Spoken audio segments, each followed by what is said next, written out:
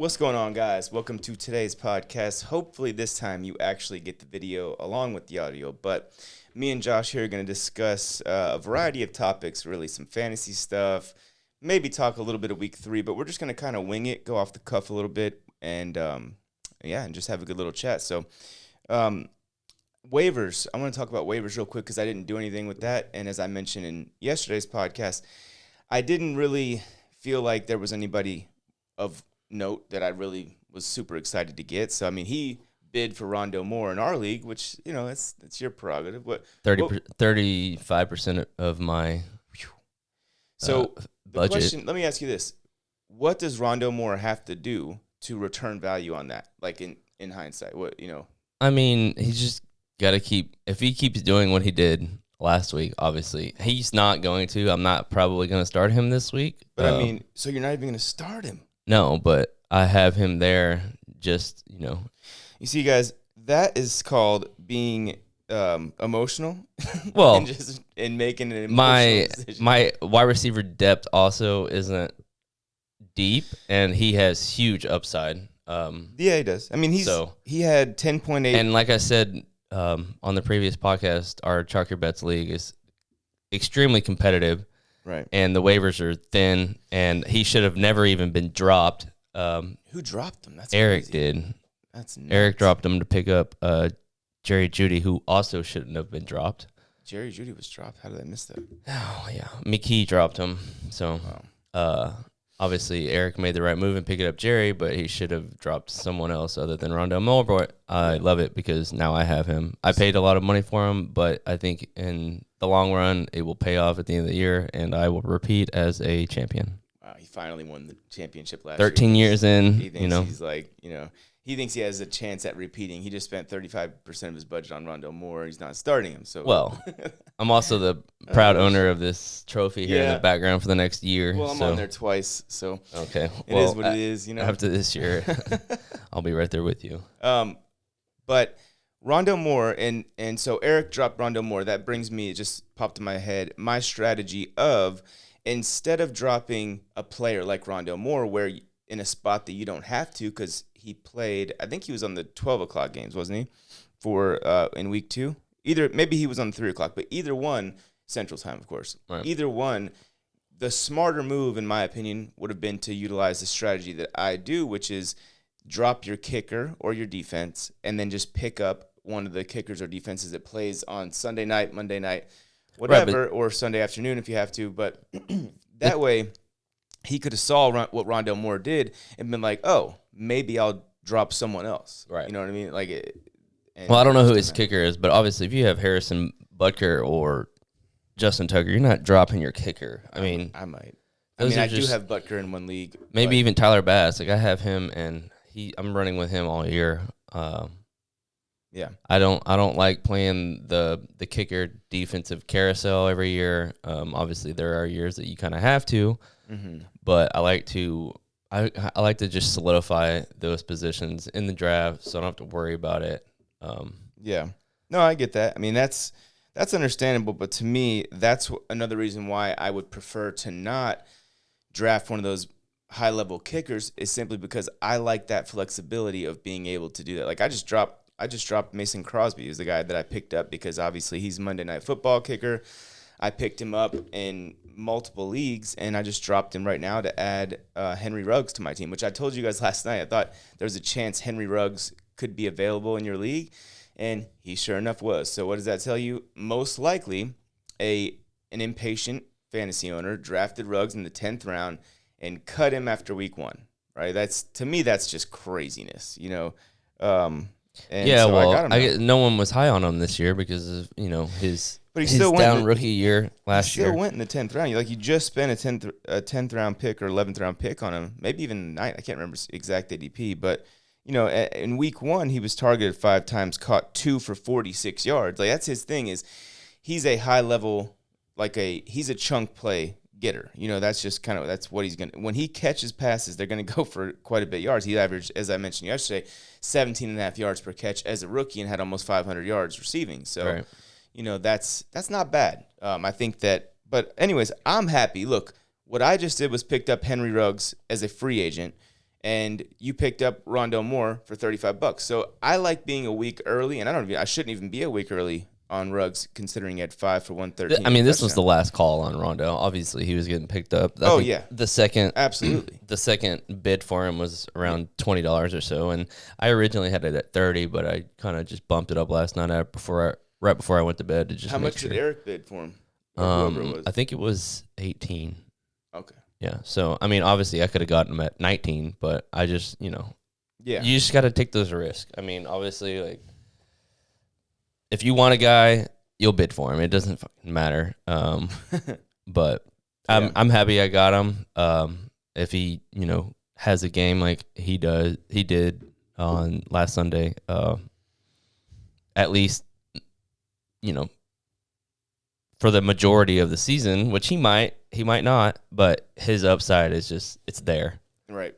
Yeah, I mean, the upside's definitely there. He could be, just to be real, he could be this year's Justin Jefferson. I mean, that's within his range of outcomes, simply because, like Justin Jefferson, he's got D-Hop over there that's gonna draw the attention. Yeah, at least early on. Like, for, a lot of Vikings fans say Jefferson was the number one receiver last year, but defenses were looking at Thielen first, at least for the first 5, 6, 7 games, and then they were like, okay, this Jefferson kid is really good, so maybe we'll start treating him like the number one. But that's DeAndre Hopkins is going to be treated like the number one all year long. So no matter what, so Rondale Moore has and that going I for feel him. like that's kind of what happened this past weekend.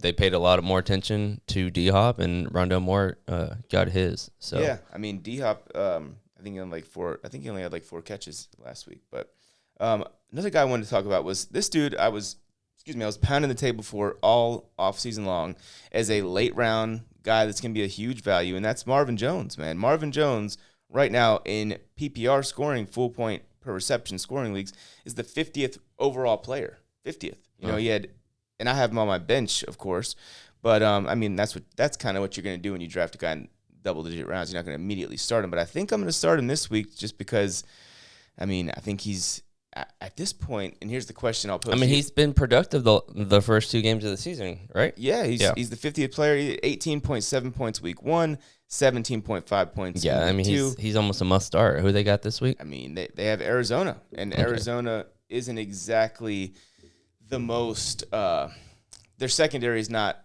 world beaters, right? So the defense is pretty good overall, but. I mean, Marvin Jones had 17.5 points against Denver last week, and that's a very good secondary. I mean, he was targeted 11 times, caught 6 for 55 and a touchdown, and in week 1, he was targeted 9 times. So 20 targets over the first 2 games. Dude was available in the 10th round. I'm so happy that I have him because this was the league, our league, Chalk Your Bets is what it's called, where I went running back, running back, running back, running back. Well, I mean, even during the draft, I don't even think we talked pre-draft, but every year I was like, Evan's going to take a running back here. Evan's going to take a running back here. On and so forth. And I knew it. I knew for a fact it was either going to be the first 3 rounds, maybe the first 4 rounds. Obviously, you do it every year. And of course, I was right. Yeah, I mean, the thing is, dude, I'm not going to allow myself to say, okay, now I'm going to go receiver. Or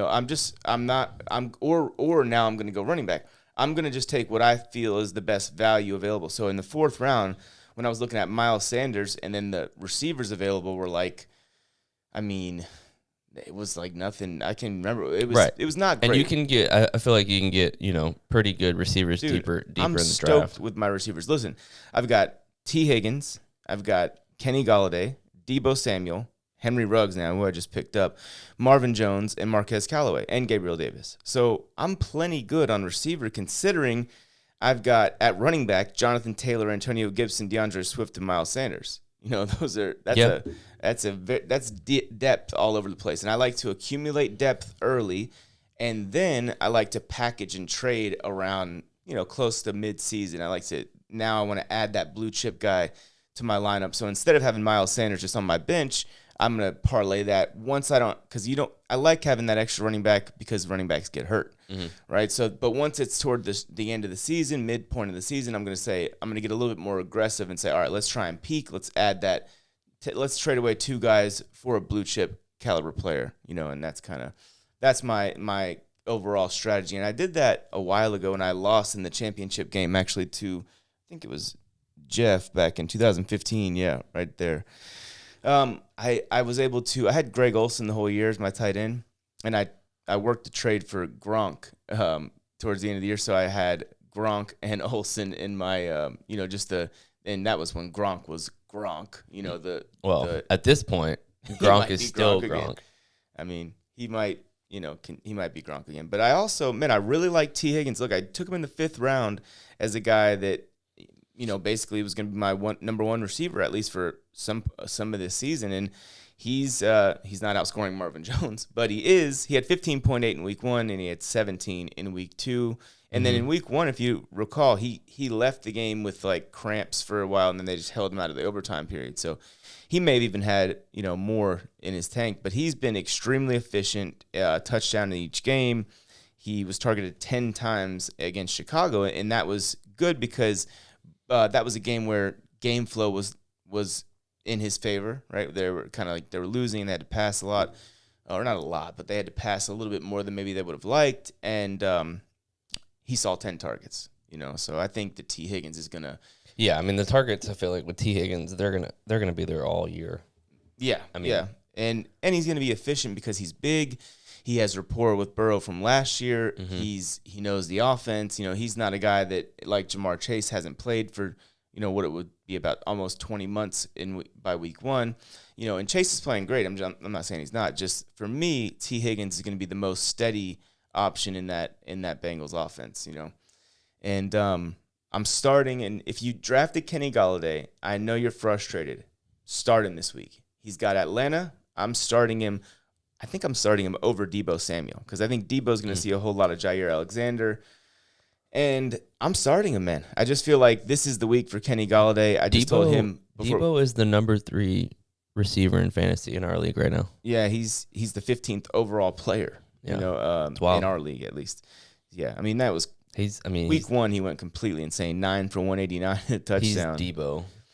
He is. I don't know. We were talking about this earlier before we got on the cast. Everyone was overlooking him for Brandon Ayuk, and now week 1 happened, and here we are. It comes out, Ayuk's got to learn how to be a pro. So he's obviously not doing his homework or just acting up or whatever it is that he is doing, and everyone kind of drafted Ayuk over Deebo, which is at this point a mistake. Yeah, it doesn't look good for Ayuk, man. It's he's a great talent. He just needs to get his head out of his ass. It's almost like something happened with him and Shanahan. Like I don't exactly. Yeah.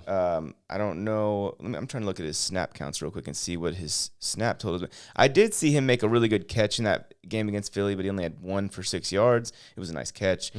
But he's great talent. He just, like I said, he's a first-round pick last year. Yeah, he was, and I think didn't they trade up to get him? I think they did. I can't recall, but he played 47% of the snaps in week 1, and then he played 54% in week 2. So he played more, right? And he's still returning the punts, so not that helps you in fantasy all that much, but he, definitely a concern. 1 catch for 6 yards over the first 2 games. That's not what you were looking for from your 5th round pick, because if you drafted him, you might have gotten lucky and got him in the 6th, but like a guy like Deontay Johnson was available at that spot, and Deontay Johnson is I'm guilty of taking him in the 5th round in one of my leagues, and now he's on my bench, but it is what it is. Hopefully, he, like I said, will grow.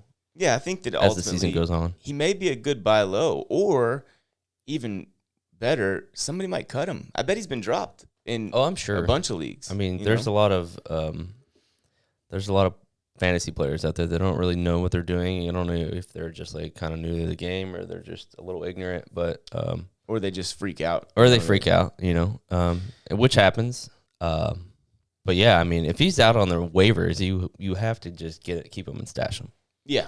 No, totally. You I would even consider trading something minimal for him right now just to make sure you get him. Like a lot of times people say, why didn't they just wait for that guy to get cut and then sign him?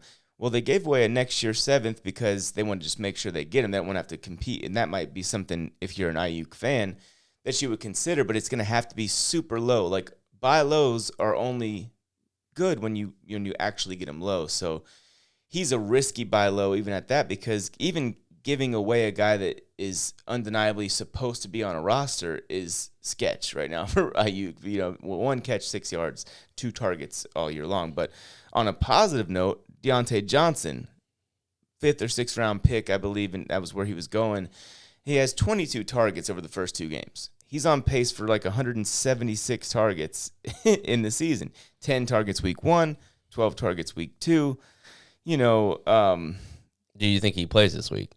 Yeah, I believe, or they said that if he does miss time, that it won't be much. So yeah, maybe I mean, miss a game or 2.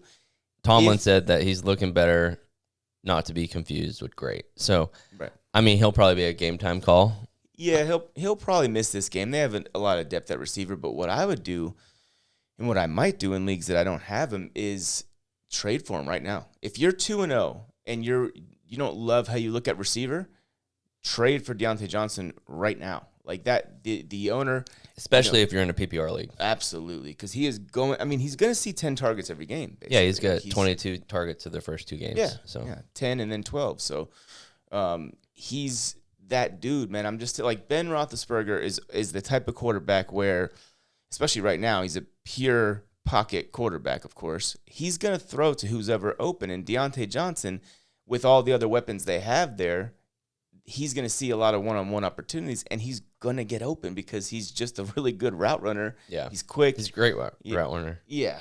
And so I love that guy. I think he's going to be a force all year long. Yeah, man. So I think that Deontay would be, if he does miss this week, on game day offer, or whenever the news comes out that he's not going to play, which I kind of expect to happen at least for 1 week, offer something small for him if you need a receiver, or, because like I said, the thing about him is, for whatever reason, people don't look at him and think, they don't say, oh, that's an elite player. Right. So you may be able to have, even if somebody owns him right now in your league, they may be looking at him thinking, he's not, like, they may be not that confident in him. And I think if that's the case, scoop, because I don't see this stopping. I think, he's going to have at least 8 targets. And I would almost bet he has at least 8 targets in every single game, like every game that he plays. So anyways, Deontay's returning value. Another guy that I really liked was Darno Mooney. Week 1, 7 targets, had 5 catches, only 26 yards, but, it is what it is. He also played 100% of the snaps in that game. And then in week 2, he was targeted 8 times, caught 6 for 66. But that one, it's 11 yards to catch. So that was good. He also returned a kick, and then in that game played 89% of the snaps. So this is a guy that was available in the double-digit rounds and is immediately, looking like a value. He's not necessarily crushing it, but the targets are there.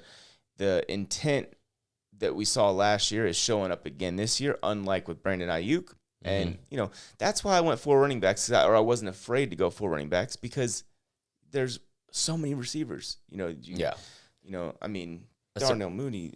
A surprising receiver for me this year is Mike Williams. I mean, I didn't see this coming. He's obviously got the size to dominate the force, but he was a top 10 pick. Yeah, he's incredible. I mean, so far through 2 games at least, he's obviously another year with Herbert, so he's got a great rapport, and I think a lot of their defenses are paying a lot more attention to Keenan Allen, so it kind of opens up the field for Mike Williams. Absolutely. I mean, 22 targets for him, 12 in week 1, 10 in week 2, 8 for 82 and a touchdown in week 1, 7 for 91 and a touchdown in week 2. So he's been, playing 75% of the snaps basically in both games. So, yeah, man, I mean, honestly, the only thing I would say about him is sort of like what's going on right now with Darno Mooney and Allen Robinson. I think that eventually we're going to see defenses. Well, I guess they've been feeding Keenan Allen a bunch too. Yeah. I mean, maybe this will be consistent. He's got 21 targets, so. Yeah, so he's been getting plenty of work as well. Herbert's been tossing the rock. Yeah. To say the least. Dude, Herbert's so good, man. I got him in the 7th round of 2 drafts. I didn't want to take a quarterback that early, but it was like Herbert was available in the 7th round. It was like late 7th, if I remember correctly. I'm like, I have to take him. Yeah, I mean, he's obviously got the height. He's got that, He's got everything. prototypical NFL size, intelligence, athleticism, big arm, elite arm talent.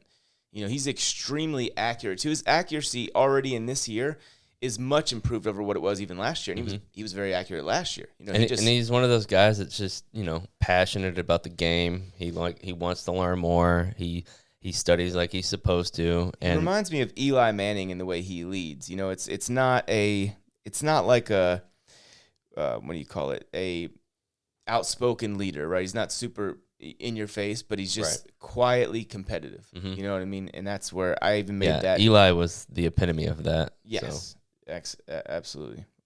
31 completions in each of his first 2 games this year. So, I mean, obviously throwing 47 and 41 passes, but he's completing, what is that? 70.5% of his passes, averaging over 337 yards a game. So he's doing his thing, 7.7 yards per attempt. And here's the thing with Herbert too, is he's only run the ball 8 times for 11 yards. I think we're going to see a lot more running. I mean, I think that if they can't get anything going on the ground, I think they need to run him a little bit more. Similar to what I said about Trevor Lawrence. If you're not going to run the running backs, run your quarterback. He's a rare talent in that regard, and he's a big enough dude to be able to sustain some of those carries as well. So I think getting him rolling like that is just another way you can hurt defenses. Let's see, where are we at in our league? Oh, I'm playing the first place guy, Eric, this week. He's 2-0. He's got a great team. He's really good. He's always good. He always does unorthodox stuff. Like, let me tell you guys his team. Kyler Murray, which I wouldn't have drafted him, but obviously he's the number 1 player in fantasy right now. So far, so good. Terry McLaurin is his receiver, number 1 receiver. Brandon Cooks, number 2. Surprise. Chase Edmonds, Joe Mixon are his running backs. Travis Kelce, and then he's got Tyson Williams of Baltimore. On his bench, he has Amari Cooper. Wow, he's benching Amari Cooper. Okay. Wow. He does bold stuff. That's a bold statement. Yeah. See, he might be the guy that because of the receivers he has Michael Thomas on his bench and Jerry Jeudy. I might offer him something for Michael Thomas. I mean, if I beat him this week, the first thing I'm going to do, because I need to win. What am I, 1-1? Mm-hmm. Yeah. So I need to win. It's still early, obviously, but you always want to win, right? Yeah, absolutely. But more, don't get there to lose. Yeah.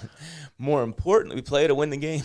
We play to win the game. More importantly, though, I want to be peaking at the right time. You know what I mean? I want to. So Michael Thomas being, out for 5, 6, 7 games to me is okay. Like if I start 2-1, I'm willing to take that kind of a risk, even if it's because I feel good about my team. I just feel like eventually, if I can add Michael Thomas for cheap and then eventually do my 2-for-1, I'm telling my opponent my strategy right now, which is, it is what it is. I always do this. I'm going to win regardless, so it doesn't really matter. But if I can add Michael Thomas soon and then 2-for-1 and get like a Christian McCaffrey, Dalvin Cook, Alvin Kamara over the second half of the season, now I feel like I'm championship caliber. Like you don't always start the season as a championship caliber team. You have to. It's a constant building process. Well, I feel like last year my team was the championship team from start to finish. What did you have again? What was your team? Well, let's just start with Josh Allen and Stephon Diggs, Dalvin Cook. I mean, I think I got Josh Allen in the 5th round, maybe? No, he was like 6th or 7th. He was Stephon Diggs I got in the 5th.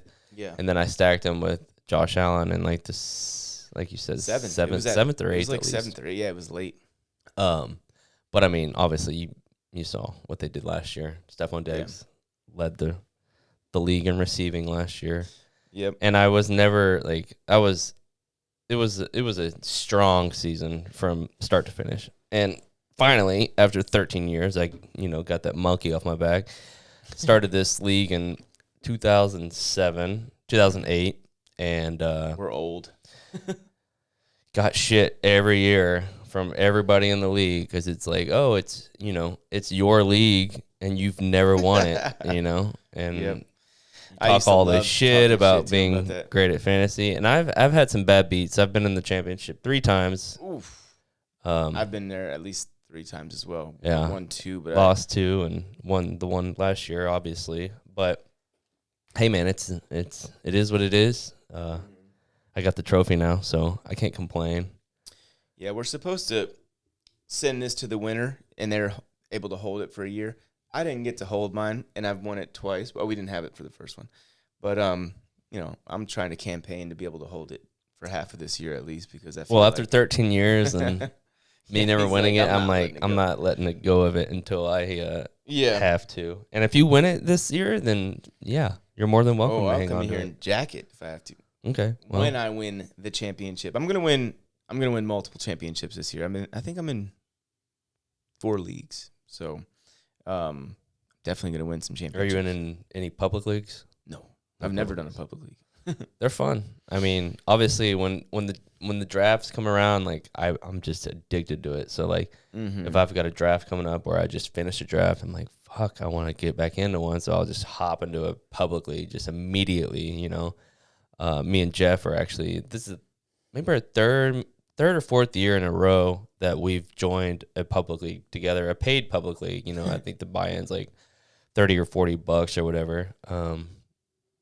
But it's cool because then you get a little bit of competition from just random ass people. You have no idea who you're playing against. And, obviously cool. There's the free public leagues too, and I think if you're an experienced fantasy player, like you have the leg up in those public leagues. That's kind of why I joined them, to just kind of boost my my fantasy, my Yahoo fantasy profile, because obviously one day I want to be in the Yahoo Fantasy Hall of Fame. That's what I strive for. He said, obviously. That's everybody's goal. I mean, if you're a fantasy player, like, yeah, why not? Yahoo was at the forefront of the whole internet. Yeah, I mean, I fantasy. Like it. I also really like Sleeper. I'm more comfortable still with Yahoo because I've been on Yahoo since 2001. I mean, my first team had Rich Gannon. His MVP season. Well, that's cool. So that was. You can still look at all that, can't you? Yeah. Well, it was under my old email address, but there was that hiatus, 4-year hiatus from freshman year to high school or senior year of high school. Obviously, I didn't play because we were having fun in high school. Right. Not that we don't have fun now, but yeah. Right. I know. But hey, I want to talk about Kenneth Gainwell real quick because the Miles Sanders thing. You asked me yesterday, I think it was, are you worried about Miles Sanders? And I looked at you like you were crazy because I was like, he's been doing great. And I say that because check this out. Gainwell, right?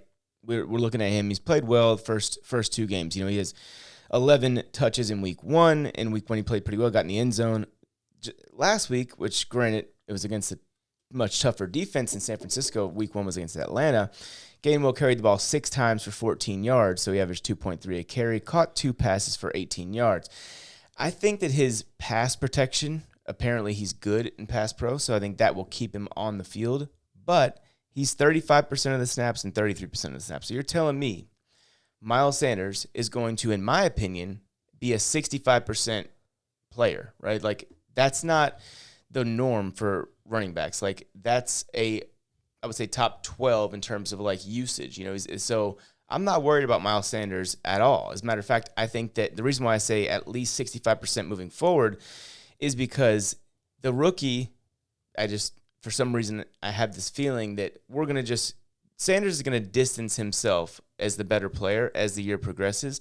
And I think that's going to lead to him just being more utilized, right? But overall, if you look at, let me just go to Sanders real quick. Sanders this year has, 17.3 points in week 1, right, where he touched the ball 19 times. Mm-hmm. And in week 2, against a good San Francisco defense, carried 13 times for 55 yards, and then he also caught a pass. So 14 touches, and that's in a game where... How many points did he have in week 2? He had only 6.9. That's the thing, is he didn't get in the end zone, and he only caught 1 pass, right? But he's still catching passes. And what I mean is just generally, right? 5 targets week 1, 4 receptions, and he had the 2-point conversion. And I just think that he's a lot better player. I think Miles Sanders is just talent-wise, a really underrated running back. Probably like a top, I don't know, man, 10 to 12 talented running back in the NFL. And I may be shortchanging him. Like, he's really he's talented. Did Bone draft Gainwell, or did he pick him up? I think he just picked him up. Okay. He might have drafted him, though. I doubt it. Yeah. Bone does like the opposite of what I say to do because he wants to beat me, and so I'm pretty sure he still follows me on social media, but he's like, okay, he just picked him up. I'm gonna do this. He picked him up this week, last night, $3 on the waivers. Yeah, I mean, I think he's got the same kind of role that Kenyon Drake has in that even if something, God forbid, were to happen to Miles Sanders, Gainwell's role is going to stay the same, in my opinion. Maybe a slight increase, but I think that's where they want him, that 35% of the snaps. I mean, he was a fourth-round pick, right? Mm-hmm. So, that's kind of where I see it. People were legitimately and probably are still legitimately saying that they think he's going to, be the lead guy there. He's better than Miles Sanders. That's crazy talk to me. Like, that is just getting so carried away with the shiny new toy, in my opinion, Well, I think with the Eagles and Jalen Hurts, if they progressively get better throughout the year, I mean, you never know. Jalen Hurts could potentially get better, and they could be a pretty damn good team at the end of it. They could win 10 games. Yeah. I really believe that. What did Hurts do as a runner in this game against so against San Francisco, he still ran 10 times for 82 yards and a touchdown. Yeah, I mean, that's damn good. He has 140, 82 plus. I'm going to embarrass myself with my math skills here. 82 plus, so 144 rushing yards over the first 2 weeks on 17 attempts. That's pretty damn good. And the fact that he was able to do that against San Francisco is encouraging. Obviously, didn't have a great game passing the ball, but that's a tough 49ers defense. I know I told you guys last night, I don't think that the final quarter plus against the Lions was something that we need to worry about. I think that was just, that they kind of were in complete control and maybe took their foot off the gas for a second there. I don't think that's an issue. That defense, to me, is still very good. Mm-hmm. Could be a great unit by season's end. We could be looking at them saying, hey, they're a top 10 defense. It would not surprise me at all. So I can't wait to watch Matthew Stafford against the Buccaneers and Tom Brady against that Rams defense. What are our great matchups this week? I mean, we've got Colts-Titans. Huge game for Tennessee. Colts-Titans. For both. Chargers-Chiefs. Hey, the Giants, in my opinion, this is an absolute must-win game. If they go out there and beat down the Atlanta Falcons in New York, their season trajectory, everything changes because Washington goes to Buffalo. Mm-hmm. Philly and Dallas play each other, so one of them is going to lose. Is that tomorrow night? That's Monday night. Monday night. My Panthers play the first place Texans on tomorrow. That's right. I knew it was a night game. Apparently, the Texans' offensive line is playing well. That's what I just was saying. Somebody said that. They said they didn't allow a sack last week against the Myles Garrett and it's incredible. Clowney. Yeah. So especially considering Davis Mills with came in. Deshaun Watson being out, everyone kind of wrote off the Texans this year as being garbage. Yep. Dude, I'm so disappointed with DeAndre Swift's performance. I just the usage was weird too. Other than that late catch he had, It was like he was barely targeted. He finished with 5 targets. So if you're just looking at the stat sheet, you're thinking, what did he do in week 1? He was. Obviously He was a top 7 he went running off. back, or top 5 running back. He had 11 carries for 39 yards in week 1, but he had 11 targets. Yeah, caught 8 for 65 and a touchdown. So they slashed him in half. And he played roughly 65% of the snaps to Jamal Williams 35. Right. Well, I think that also just came down to the flow of the game. Yeah. Let's see what the snap share was. I'm going to look up Swift's snap percentage against the Packers on Monday night. What was it? 63%. So he was 68% in week 1, 63% in week 2. And I think that, to me, he should lead them in receiving or be second to TJ Hawkinson, in my opinion. He should be utilized like that, right? He should be Alvin Kamara for this team, right? The coach comes from New Orleans, and Swift and Jamal Williams could be the Alvin Kamara, Mark Ingram. I mean, that's really, I think should be the goal, right? Because they definitely like Jamal Williams, right? He's a guy that is going to get touches, and I have no problem with that. I actually began the fantasy season saying that he was a ginormous value, and then I kind of came around more on DeAndre Swift, and I said, well, Swift's the guy. But I still think both of those things are actually true. It turns out, or at least so far, with what we see. I mean, it was funny with Swift. I was scared of Swift coming in this year, and in Augie's league, it was a running joke in the draft because everyone kept passing him, and I was like, everyone just doing DeAndre Swift like that, and we were just laughing about it because he fell deep. Let me look it up real quick. Augie, I was over at Augie's and we were drafting, and Augie ended up getting him because at that point he was best player available because he fell so far. What round did he fall to? I got him in a lot of leagues because he was just there in the third round, like comfortably. He was there, So to me, that's value. That's value town. I would have taken him in the second round. I mean, honestly, like he fell 68th overall in the 6th round. And you took him? No, Augie did. Oh wow! So after week 1, Augie was probably like, "Holy shit!" Did Augie bench him in week 1?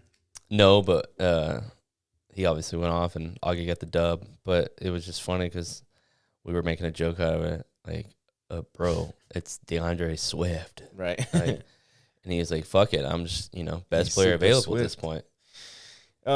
I am also thinking that this week, especially, I'm hoping so for myself, could be the coming out party, so to speak, for Jonathan Taylor this year.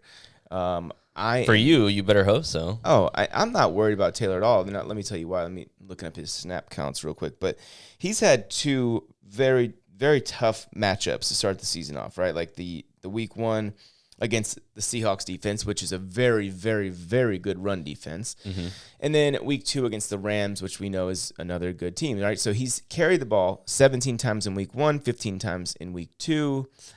He was targeted 7 times in week 1, caught 6 for 60 yards, only targeted once in week 2. But his snap percentage, and I'm not crazy about this, was 55% in week 1, 45% in week 2. So that's going to increase at least some, in my opinion. I think that was a lot to do with, game flow in really, you could say both games, but at least definitely against the Rams. They were losing that game. But they were basically not playing from a wide margin behind, but they were playing from behind. Mm-hmm.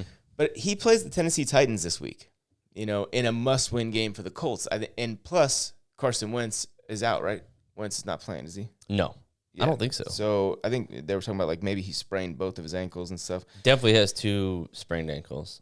Yeah, so I think that this is actually could be a blessing in disguise because we're going to see, oh wait, he has a chance to play Sunday. Has not been ruled out yet.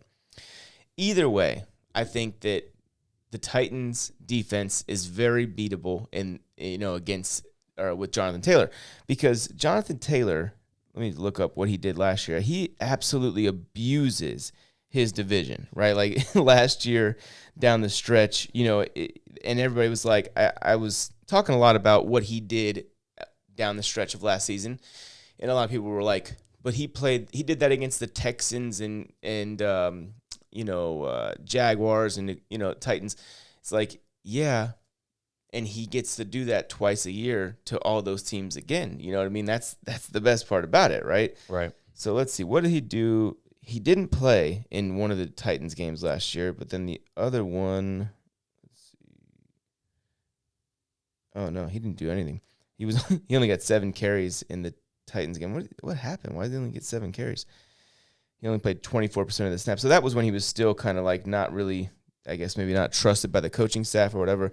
But this year, even though, it's been not a great start, he clearly has the trust of the coaching staff. He clearly is the guy in that backfield. Like Nyheim Hines is gonna play it too, yeah, but he's gonna be the scat back, right? Mm-hmm. Like people don't understand. There are almost no scenarios where it's not a running back by committee, in the NFL today, and at least to some extent. So you want guys, if you can get a guy that's playing 60 to 65% of the snaps, then you got a guy with an ample workload, assuming they actually give him the ball, right? I mean, Nick Chubb's playing 50% or less, or 50% or fewer, I think is the right way to say that. But he's able to sustain RB1 production. McCaffrey. Well, he's He's an animal. McCaffrey played 89% in week 1, 71% of the snaps in week 2. So that's a very high workload. Yeah, I mean, he's obviously the bell cow. Yeah, I mean, dude, the guy has 14 receptions already, right? So that is, I mean, he's averaging 11 yards a catch on those catches too. So it's not like everything's a quick, 2-3 yard catch or whatever. He's, right. He's only averaging 3.8 yards a carry, but I think that will change. He's caught. Right, but what keeps him as the number one fantasy player is his receptions. Yeah, he's just got so many ways to win. Yeah. You know what I mean? Like he can score. You can give him the ball 30 times as just a runner. You can give him 15 and 15, whatever. But he's going to get his. Yeah, he doesn't even have a 100-yard rushing game yet. Which is crazy, but also, I mean, he's got those receptions to make up for it. Dude, I was telling you right before we started this podcast, the Saints, right? We all know they haven't been they're missing Michael Thomas, so we'll be, fair. And Drew Brees. Yeah, but I mean, James had 5 touchdowns in week 1. Their leading receiver is Alvin Kamara. He has 7 catches in 2 games. That's their leading receiver by 3 catches. That's insane. Their second leading receiver has 4 catches, and that's the backup tight end. Jawan Johnson? Yeah, Jawan Johnson. Yeah. And then their third leading receivers are Adam Troutman with 3 catches for 18 yards and Marquez Callaway, 3 catches for 22 yards. By the way, we were talking about this too. Do you think Callaway's droppable? I have him.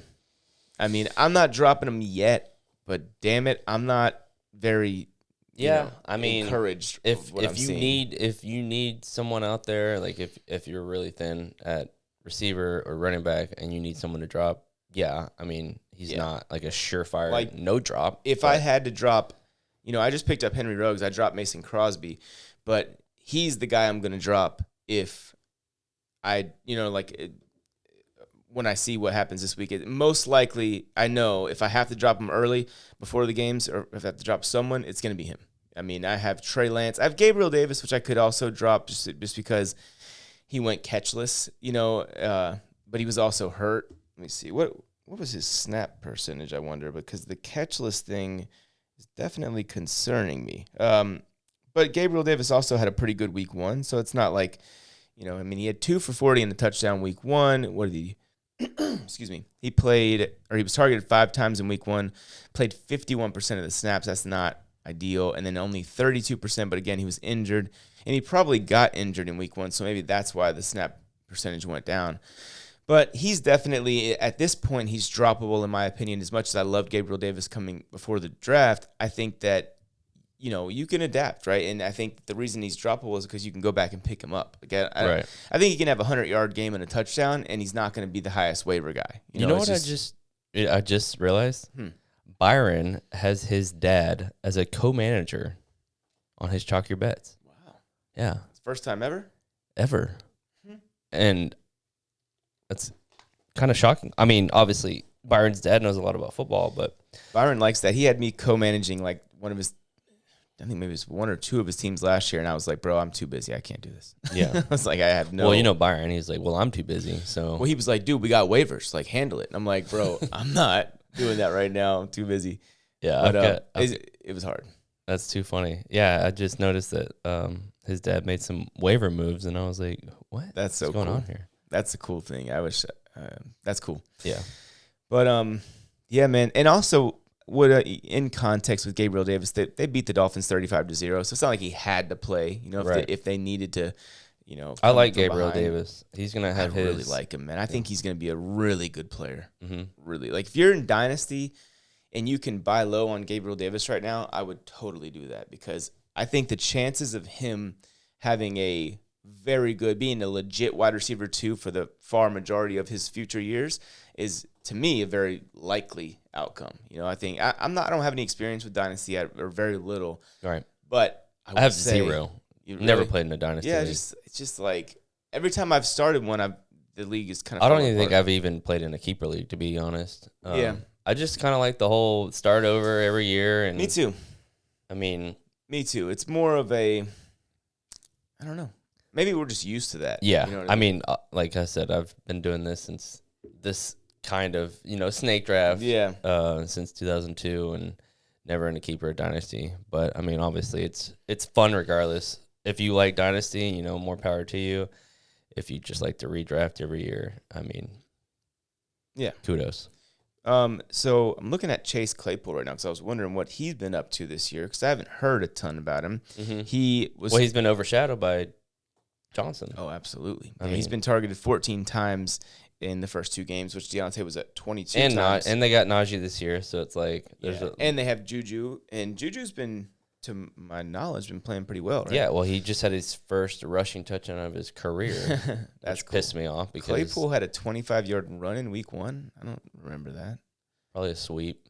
Probably a fake punt or something. I don't know. Yeah, they gave Juju the ball on a jet sweep on the 3-yard line, and that's cool. Vultured a touchdown from Naji from me. Oh, you were pissed, huh? Yeah, of course I was pissed.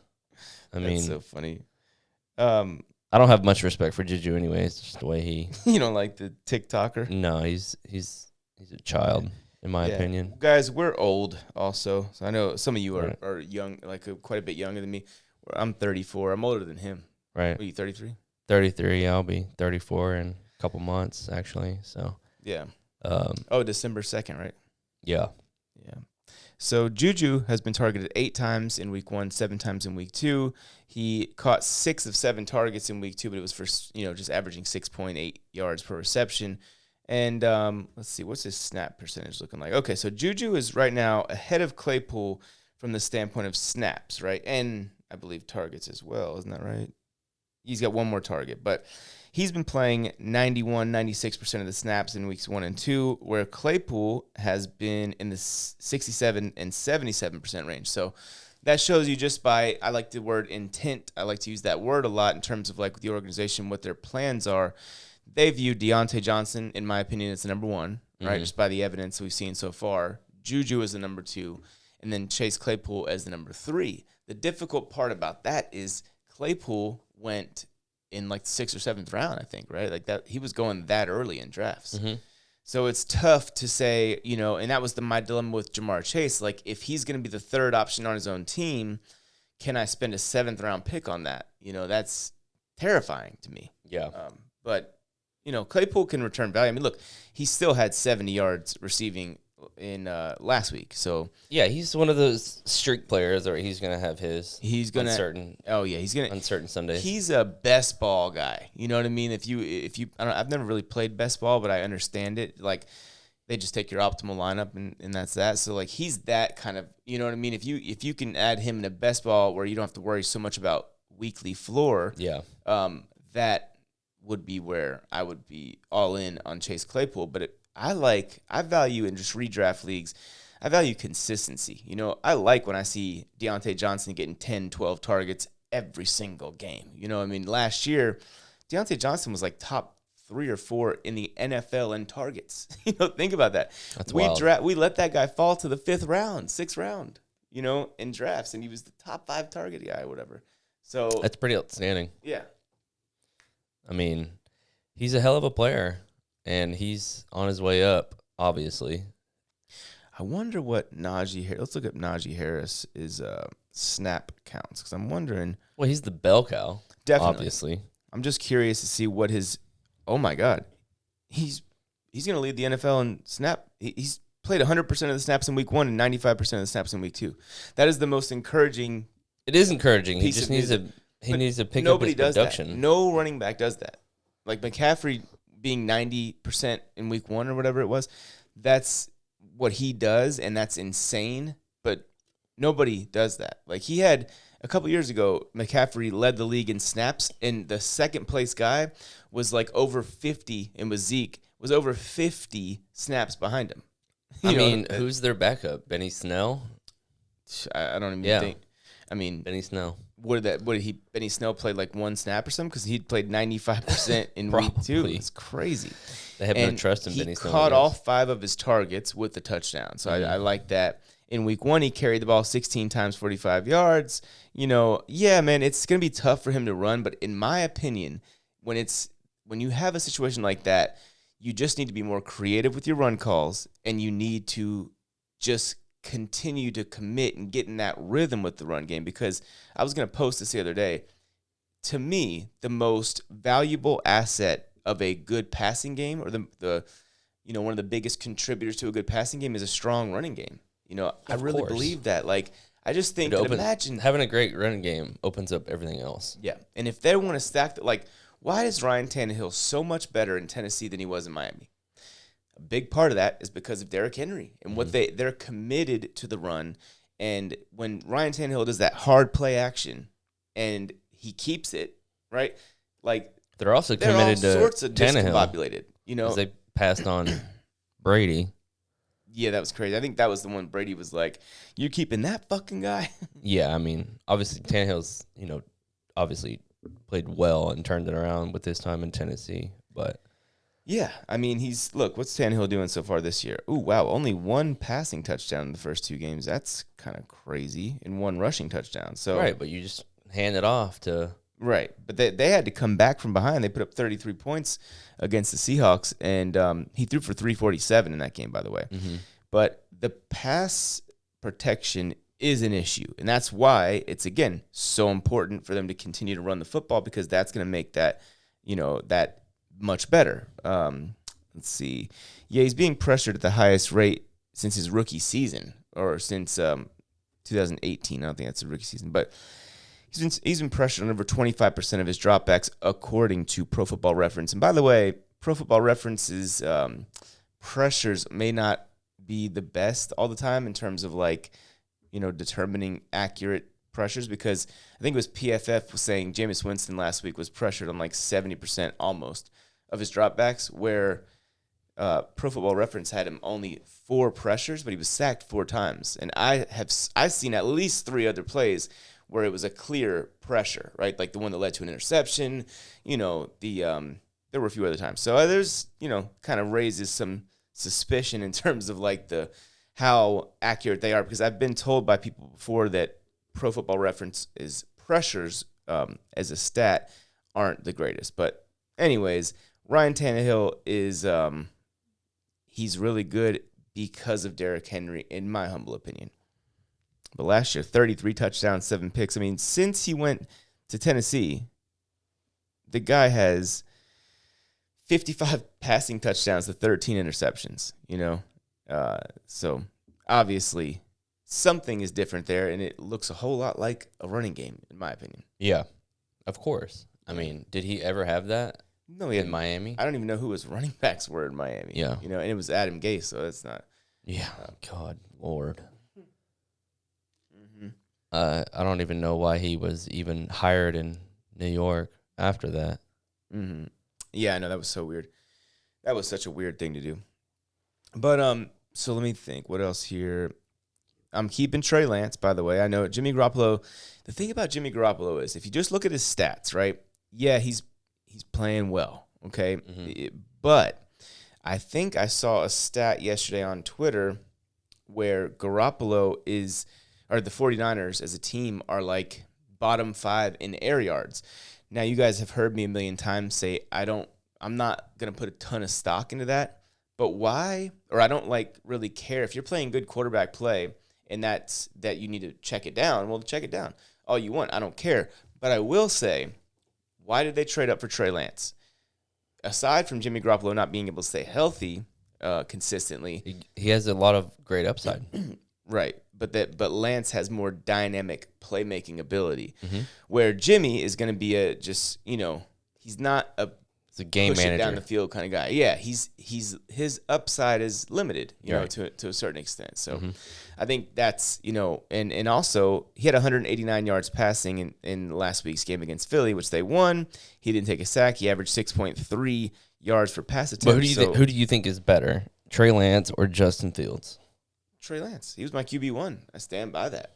I absolutely feel like that's going to age as well as the Justin Herbert one. And Baker Mayfield, Josh Allen. I mean, potentially it could. Yeah. But Justin Fields could also just, Oh, Justin Fields is a stud. He was my QB4, and people killed me, right? And, if you gave me I could swap my quarterback rankings, you know which one I would change? Who? I would put Fields ahead of Trevor Lawrence. I would swap him because Lawrence was my QB3. Easy. I would swap him. Easy. Not that I'm abandoning my evaluation, but I'm just saying, like, if there was if you said you have to make one change, that would be it for right now.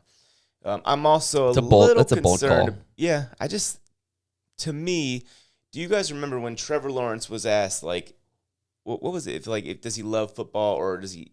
What was it? It was one thing he said, and it was like, basically, football's not everything to me. He said something along those lines, right?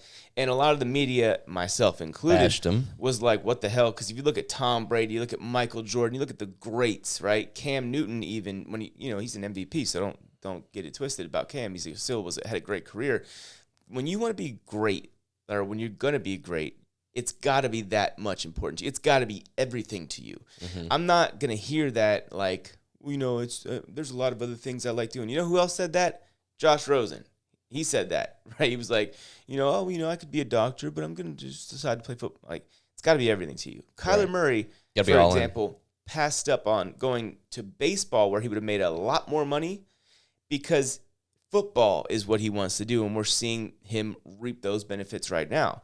So what I was getting at, though, with Trevor Lawrence is, and the reason I'm a little worried about him, is because if it's not everything to you and you're struggling in the beginning, you need what's to push him through all that and allow him to be able to overcome.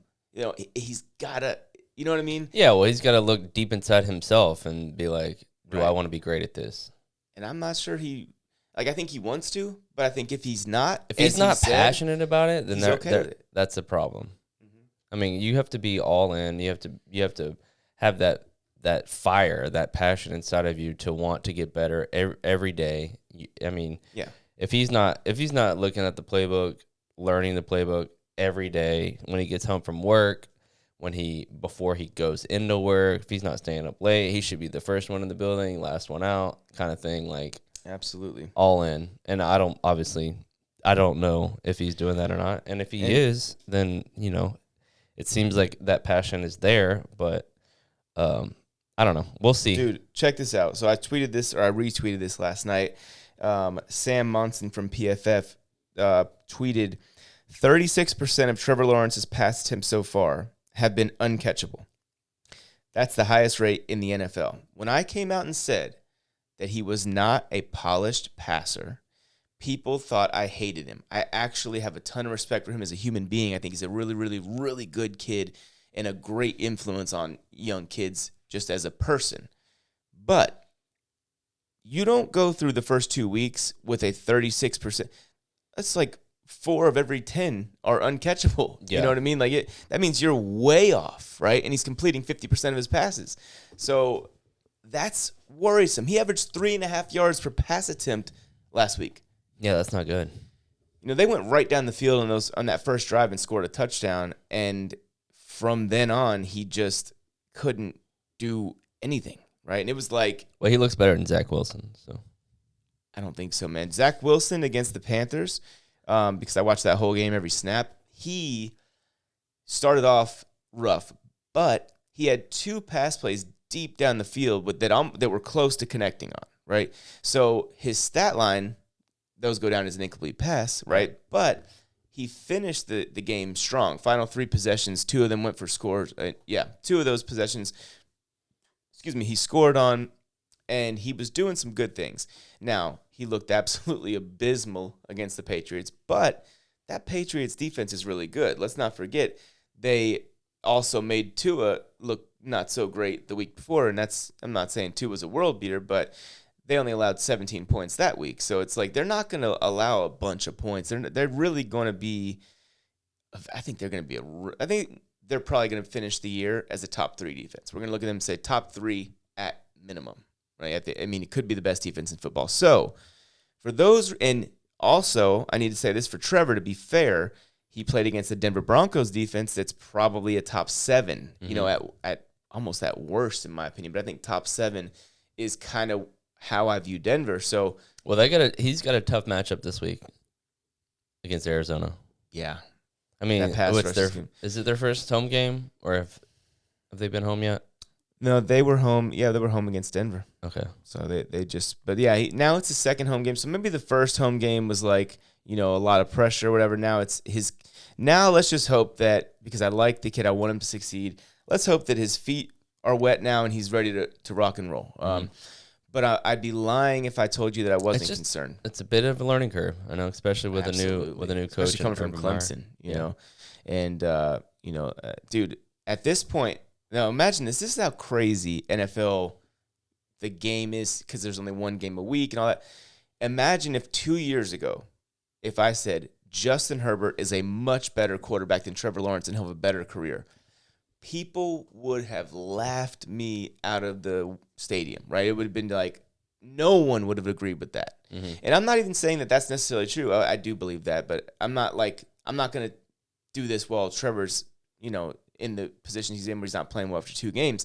I'm not going to cast hard judgment on him at this point. But if I took a poll right now and said who's going to have a better NFL career, Trevor Lawrence or Justin Herbert, it would be completely flip-flopped. You know what I mean? Everyone, for the most part, because how recency biased we are, everyone would be like, or I'd say at least 65% would say Herbert. Yeah. Because Herbert's just showing us a lot, man.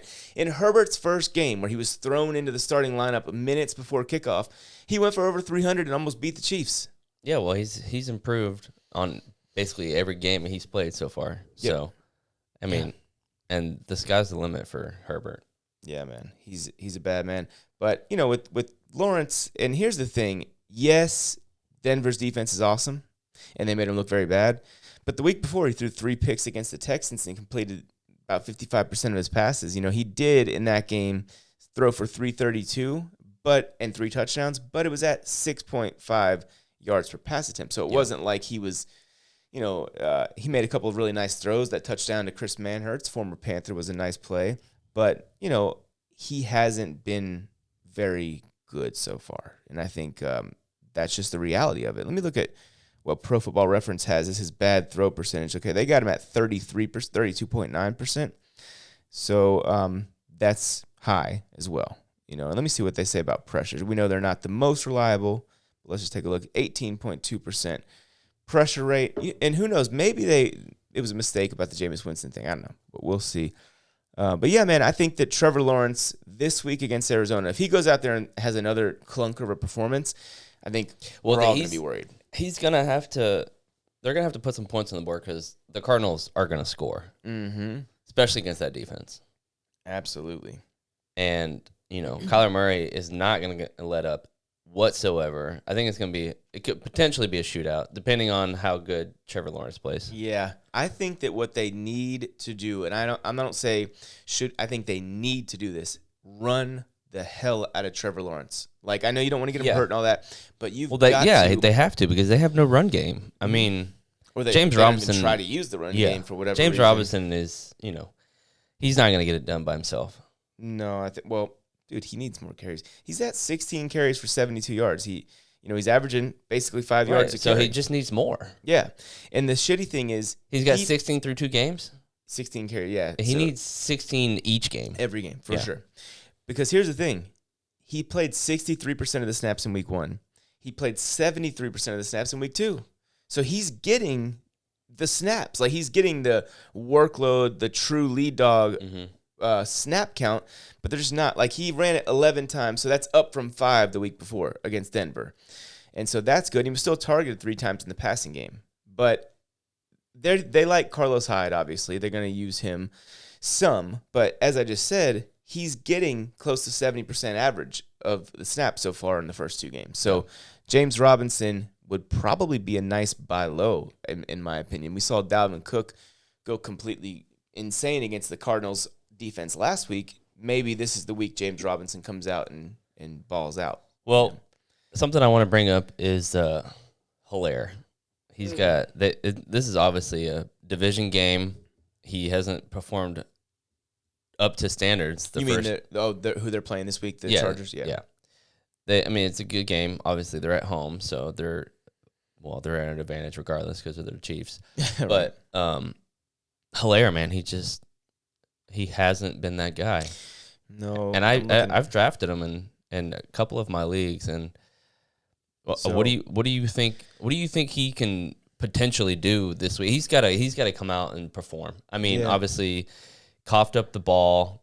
They lost the game because tough. of him. That was tough. I read that Mahomes and either Tyreek or Kelsey were talking him up. But hey, it happens. Yeah, he's a young player, but he's getting on the positive note for Clyde, and this might be at this point after just 2 games, this might be my biggest L of like the pre-draft or the fantasy season in terms of before the draft and all that stuff. But if I'm gonna get on the positive side of it, right? 72% of the snaps in week 1, 65% of the snaps in week 2, 14 carries in week 1, along with 3 receptions. But they were giving Darrell Williams the goal line. Goal line carries. That's because you remember week 1 last year against the Texans where Clyde had that big game, but he was stuffed at the goal line I think it was like 2 or 3 times in a row. I think that the coaching staff doesn't, and it might not just be only because of that, but I'm just kind of putting 2 and 2 together. I think they don't necessarily trust him in that situation. I think they much prefer him in between the 20s. Right, but I mean, if you want to trust him, you want to give him those opportunities to redeem himself. Well, I'll tell you what. By God, they better, because it's disheartening as a fantasy player to see that happening. Yeah. But like I said, especially if you're gonna take him in the first round, like you need to use him as a first rounder. Like, right, that's the weird thing, and you also need to consider the fact that they lost Sammy Watkins. Like maybe you guys should run the ball a little bit more. But again, he's touched the ball 17 times in week 1, 13 times in week 2. He's just underperforming. He's pissing averaging me under off. 3 yards. He's averaging 3.25. What is it? 3.3 a carry. Yeah, 3.3 a carry. So he's got Not 27 for 89 on the season. That's just not good. He's going to 0 touchdowns. 0 touchdowns. Yeah. I mean, and he lost It's that fumble in a big moment. So I hope that doesn't. Big moment. That was a huge moment. Yeah. That was the moment, right? I mean, that's the one moment where you don't want to lose the ball. Yeah. But, it is what it is, and I hope he gets his shit together. But I don't know. I'm worried about him through 2 games. I almost want to bench him, but I don't. It's still kind of early. Yeah, I wouldn't do that because right now I bench him. He's going to have an Aaron Jones game. Yeah, right. He's still playing 70% of the snaps, and he's touching the ball 15 times a game on average. So we can't do that just yet unless you have a great replacement. But it's definitely concerning, man. I'm well. Here, let's look. So in this league, I have Hilaire and Zeke. But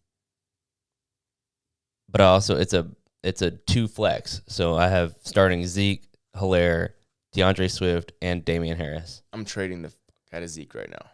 I have Tony Pollard on my bench. And that's even more of a reason to trade Zeke. I have Marvin Jones on my bench. Me too. Should I start? Do I start him? I think you have to at this point. But I'm starting Keenan Allen, Julio Jones, DeAndre Swift, and Damian Harris. I would start him over Julio Jones this week. Julio's got the Colts, man. That's a tough matchup. Well, according to the Yahoo, Indy gives up the 5th most fantasy points to the wide receiver position. That's because Tyler Lockett went completely insane in week 1. They ran into the buzzsaw of that Seattle offense. But, I mean, maybe I wouldn't. I don't know. Nobody can cover Julio. It's just that pass rush is pretty damn good. Yeah, man. Think about that Colts pass rush against that Titans offensive line that's allowed 9 sacks, and Tannehill didn't even have a chance in week 1 against Arizona. What do you think this Colts pass rush is going to do? So you want me to bench Julio for what? Marvin Jones? I think I would do that. This week. I mean, what's your record? I'm 0-2. So yeah, I think you got to get a little bit aggressive and try and make. I mean, look, Marvin Jones.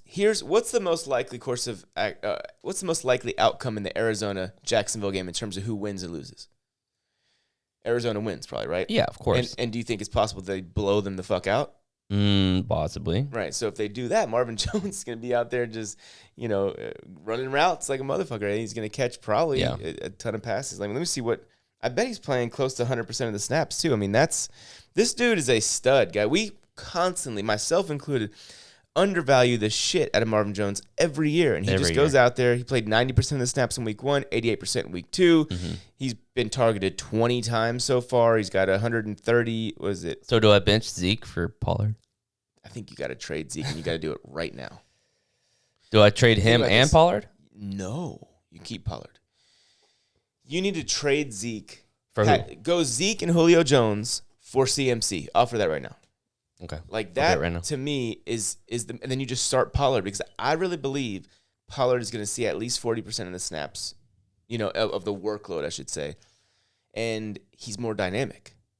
But who in their right mind is going to give up C-Mac right now? It's Julio and Zeke. If is he a Cowboy fan? That's the advantage we have. We're in Dallas, right? So that's where we're from. Play on those emotions. We know that you said Jones and Cowboy Zeke fans. Yeah, I would trade Julio and Zeke for CMC right now. Absolutely. And if he says he wants Tony Pollard too, say fuck you, because Tony Pollard at this point, it's safe to say he's more than a handcuff. He's a flex option with a gigantic ceiling. Like if Zeke, I'm playing this guy this week. He's 2-0. He's in first place.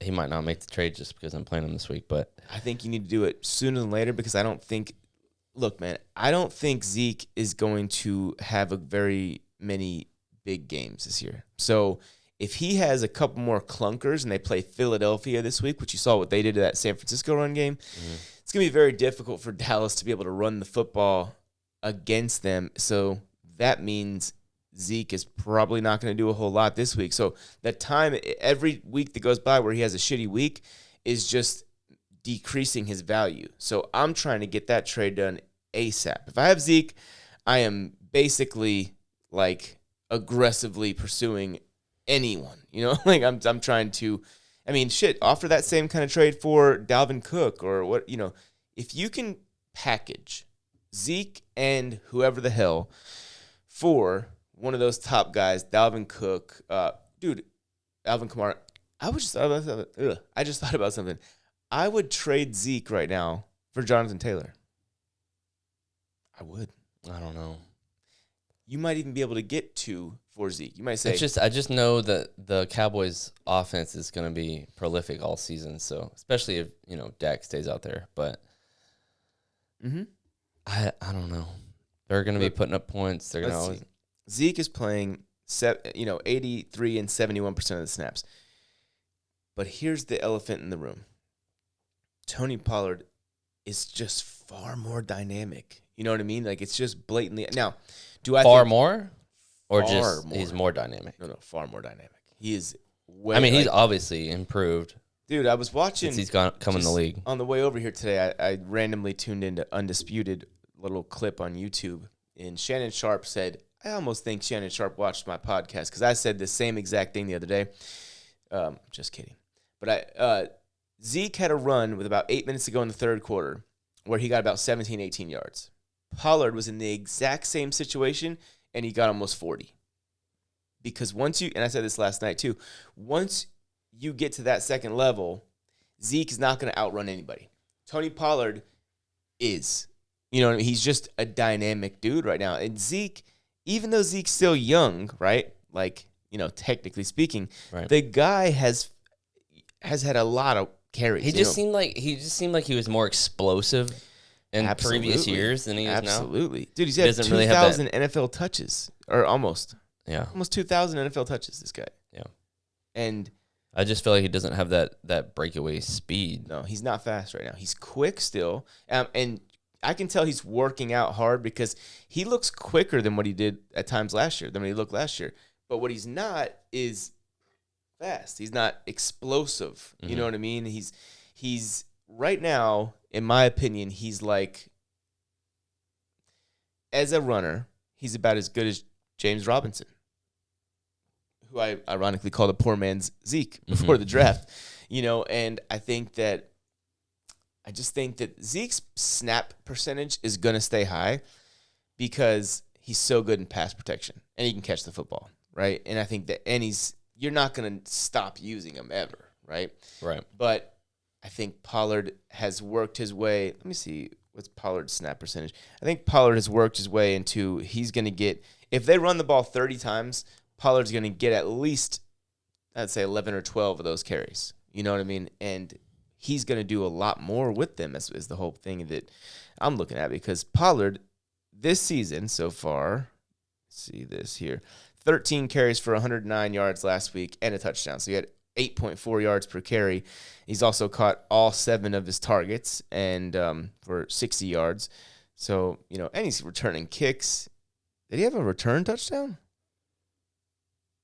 Pollard? Yeah. Oh, no. Okay. No. I was looking at that wrong. But yeah, I was like, I don't remember that. But what I'm getting at is, dude, he's averaging 7.7 yards a carry. At what point are we just going to say, okay, maybe we need to give the guy that's averaging double what the other guy's averaging, more than double, maybe we need to give that guy the ball more. Yeah. You know what I mean? And so even if the snap I think counts. After last game, it's like you have to see more of Tony Pollard going forward. Absolutely. He's doing all this on 28% of the snaps, bro. Yeah, that's wild. That's the most efficient running back in the NFL, period.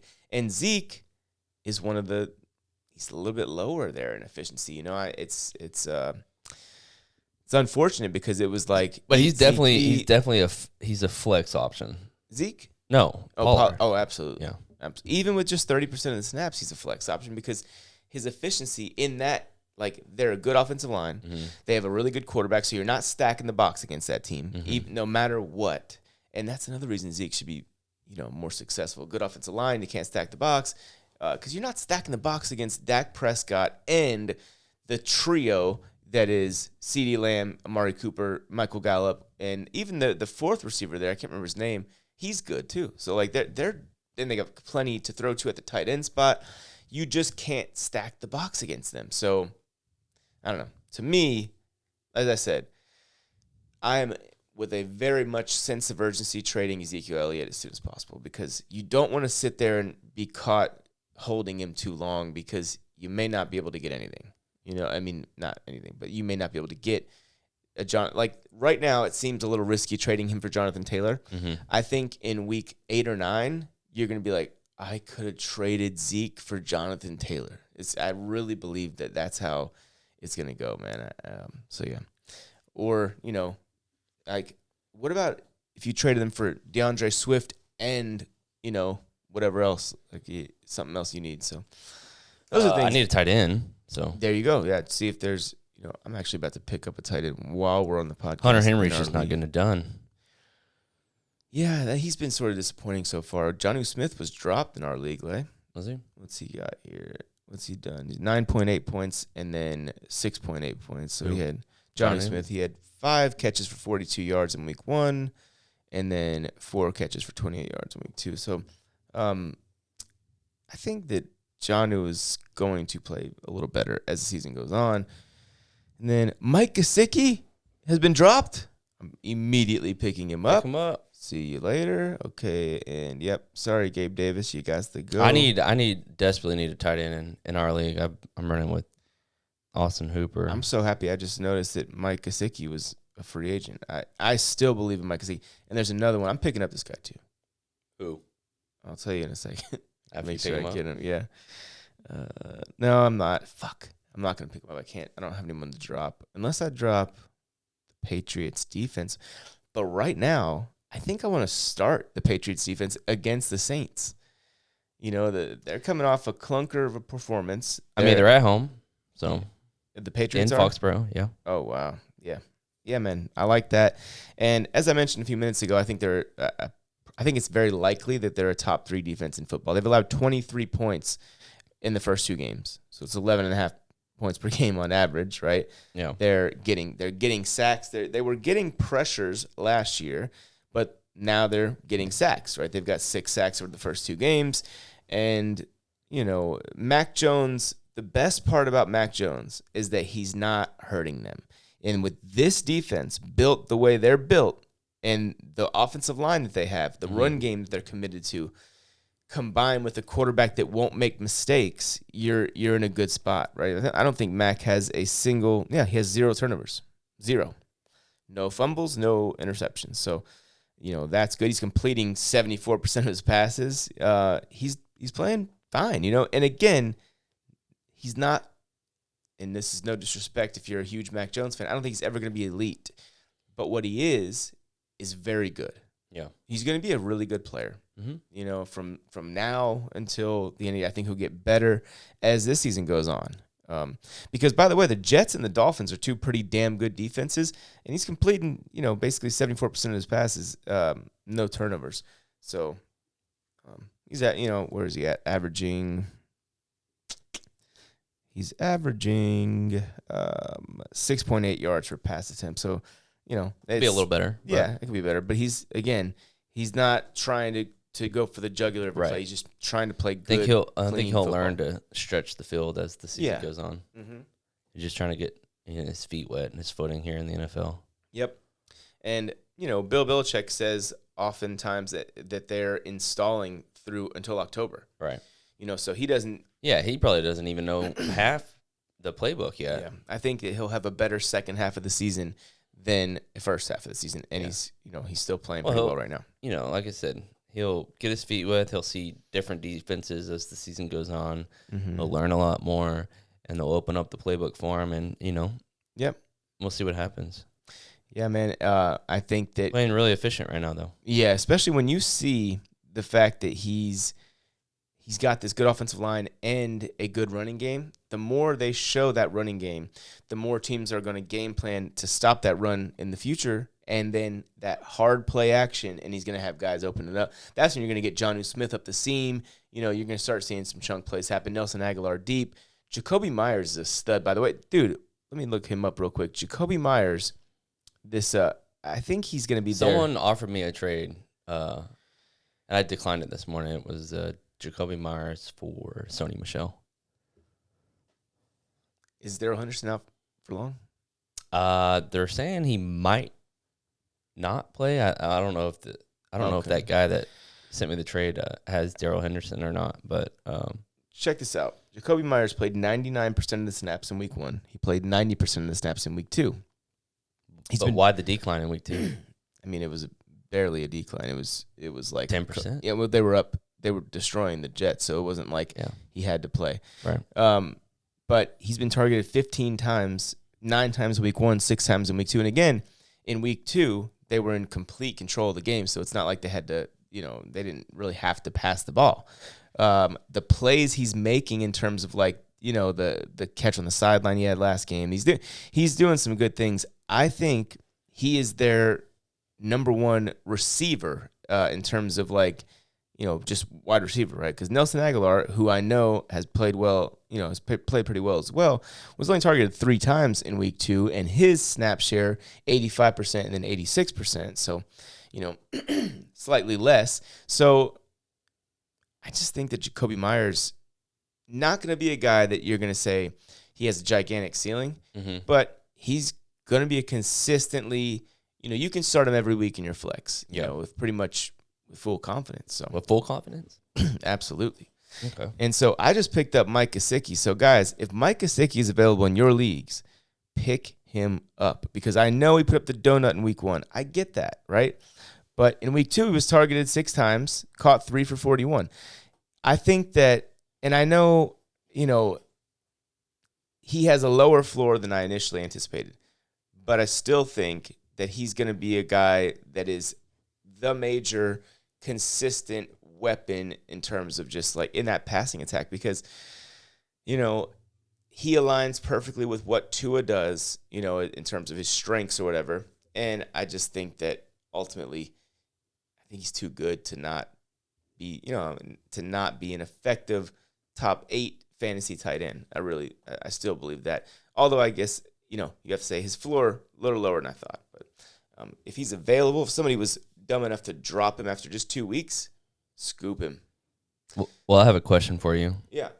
Do you start Deebo Samuel or DJ Moore? Oof. You have to bench one of those guys? Mm-hmm. My goodness. I mean, I've got Calvin Ridley and Robert Woods in my other spots. Do I bench Robert Woods against the Bucs? That's gonna be a shootout.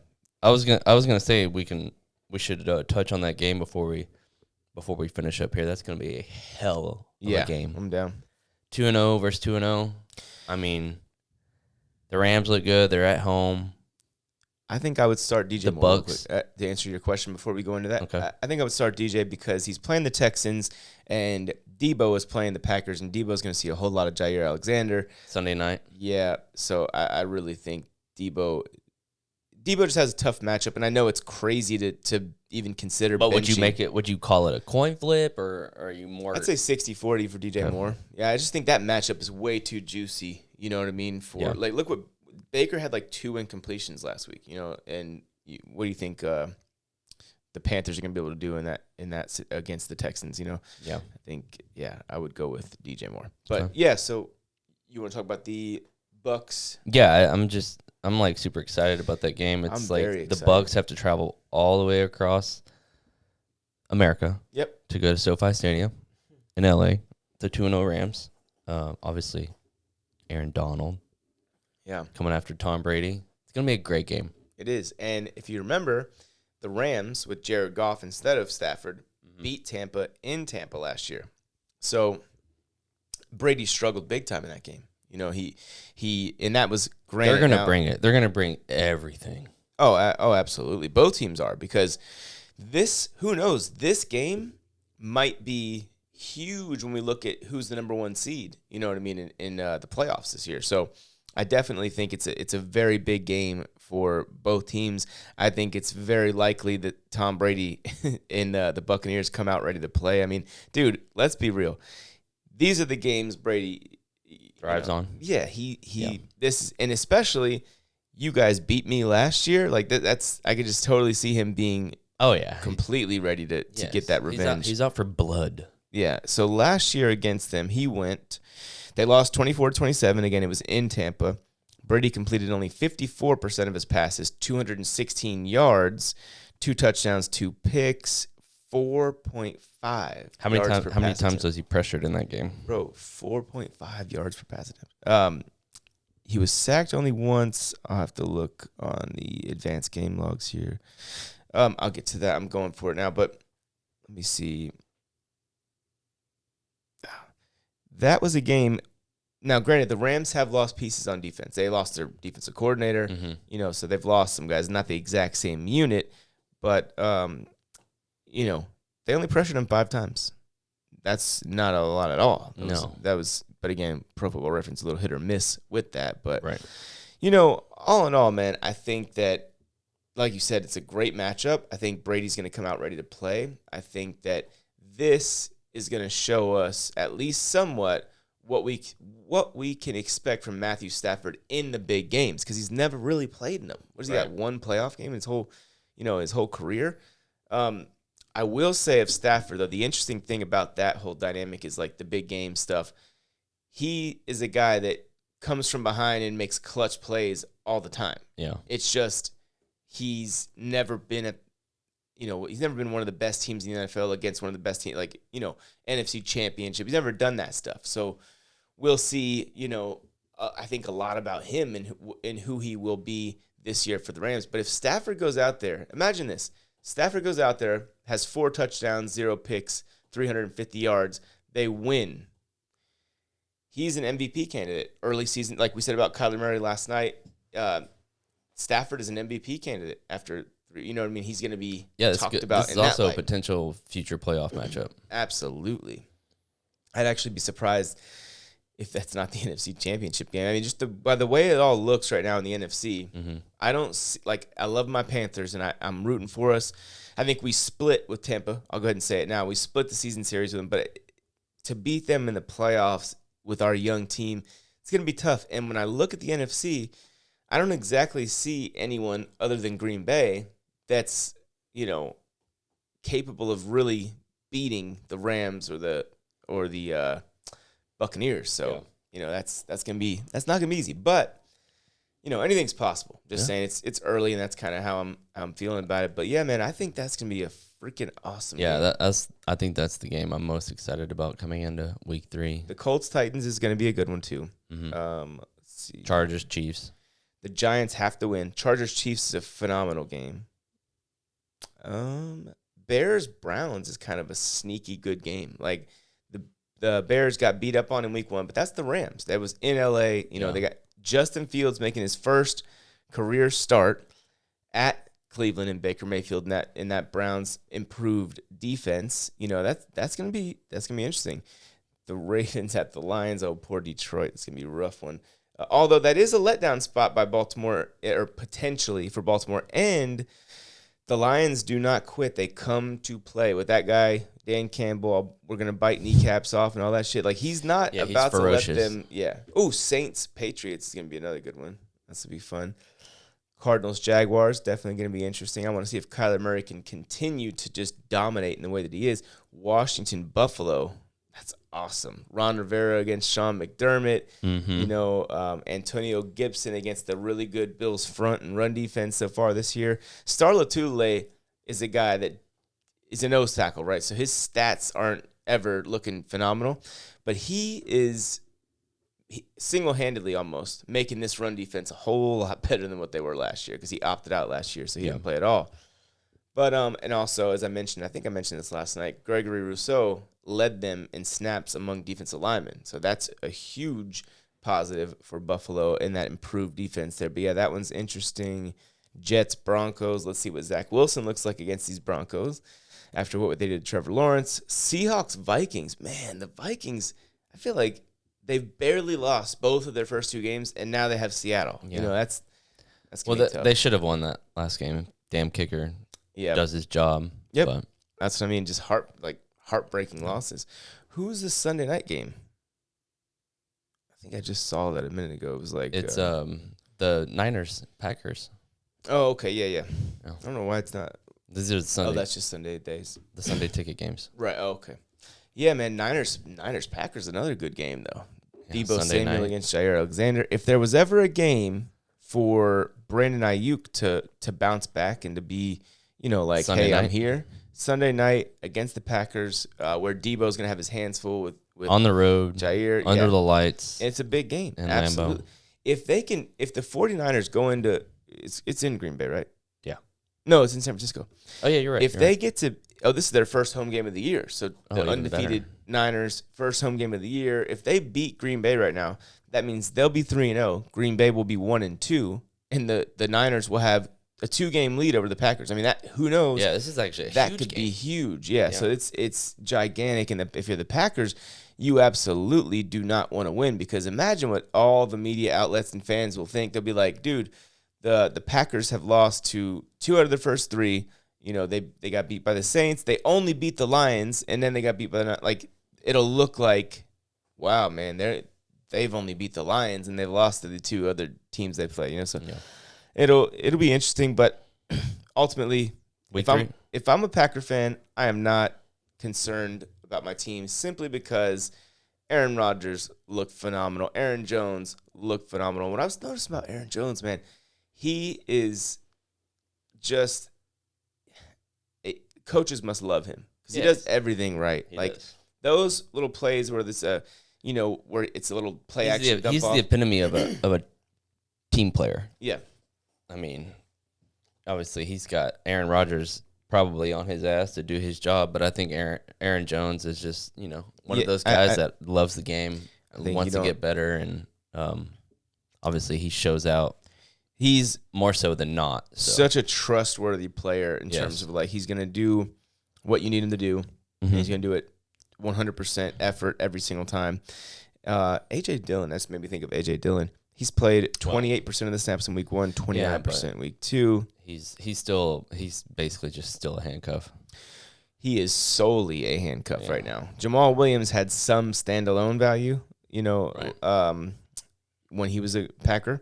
But I think that right now, so far, A.J. Dillon is, like you said, strictly a handcuff. And that sucks because he was an 8th-round pick, right? 7th, 8th round, 9th round at the latest ADP this year. So Aaron Jones had 5 carries, 9 yards in week 1, came back and had 17 for 67. So that's not crazy in terms of, he's at 3.9 yards a carry. Yeah. But again, he's a receiving touchdown. Yeah, caught all 6 of his targets. Mm-hmm. He's caught 100% of his targets. He's a PPR machine. I mean, He was part of my championship run last year. I mean, him and Dalvin Cook. You had Aaron Jones too? Oh, wow. So you had Aaron Jones, Dalvin Cook, Stephon Diggs, and Josh Allen. They're pretty much that's a championship team. Yeah. But anyways, that's why you want to know. Yep. We'll wrap it up here. Excited about week 3. Obviously, it's, the NFL season's just getting started. We're seeing, different matchups that we haven't seen yet this year. So I'm excited.